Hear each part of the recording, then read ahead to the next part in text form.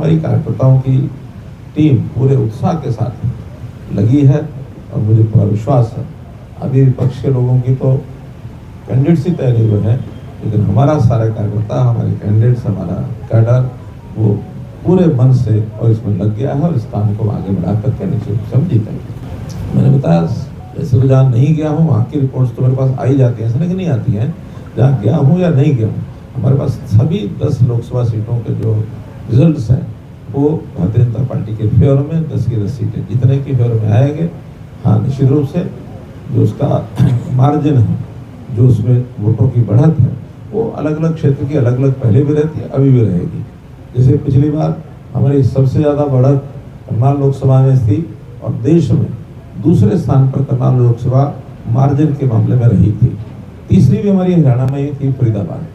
पहली गुजरात में थी, दूसरी और तीसरी हरियाणा में थी। और कम सीटों का कम मार्जिन से जीतने वाली भी हमारी रोहतक सीट, वो भी हमने लगभग 7-8 हज़ार वोट से ही हमने जीती थी।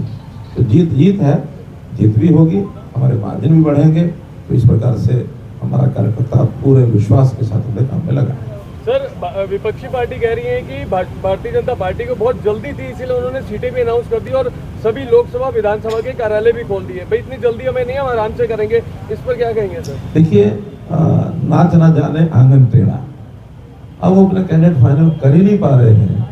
उनके यहाँ जिस प्रकार से अब मैं हल्के शब्द तो नहीं बोलता, लेकिन जिस प्रकार से अंतर्द्वंद उनके घर में रहता है, वो अपनी सीटों के बारे में फैसला कर नहीं सकते हैं। वरना चुनाव आयोग तो जिस दिन भी करता है, हमने तो इससे पहले भी हमारी विधानसभा में भी कई जगह, छत्तीसगढ़ जैसे हमारे पास है, तो छत्तीसगढ़ विधानसभा के कैंडिडेट्स का हमने 3-3 महीने, अभी चुनाव आयोग ने चुनाव घोषणा भी नहीं की थी, उन्होंने 3 महीने डिक्लेयर कर दिए थे।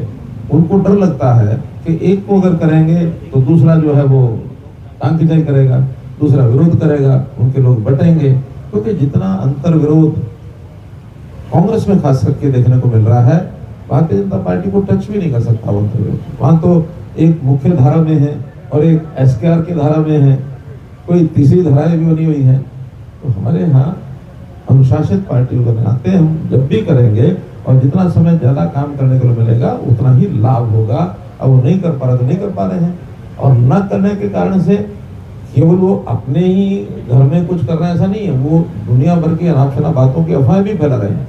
और वो अपनी चिंता करें चलो ठीक, उनको हमारी भी चिंता हो रही है।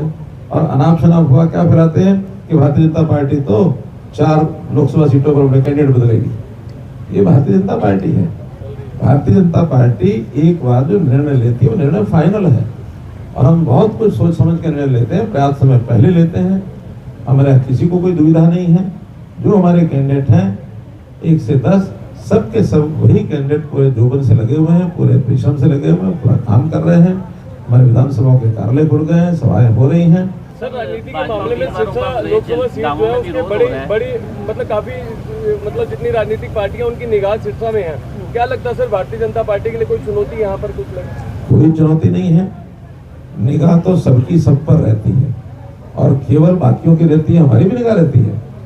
उनकी सब सीटों पर हमारी भी निगाह रहती है। चुनाव है, इसलिए सबकी निगाह सब पर रहनी भी चाहिए, क्योंकि इस चुनाव में एक बहुत बड़ा मंथन होता है। जेजेपी का आरोप है कि बीजेपी ने गठबंधन इसलिए तोड़ा कि क्योंकि रोहतक से जेजेपी को फंसाना चाहती थी। देखिए, जेजेपी के साथ हमारा ना तो पहले गठबंधन रहा है, मैं पार्टियों गठबंधन की बात कर रहा हूँ, और ना आज गठबंधन रहा है। हमारा गठबंधन पार्टियों का भी हुआ ही नहीं है। हाँ, सरकार में उनकी भी आवश्यकता थी, हमारी भी आवश्यकता थी, हमने मिलकर के सरकार चलाई। सरकार का सहयोग उन्होंने किया, हमने मिलकर के सरकार चलाई, कोई दो मत नहीं।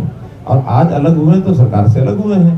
तो ये पार्टियों के गठबंधन का बनने का, तोड़ने का तो पहले भी विषय नहीं था, आज भी नहीं है।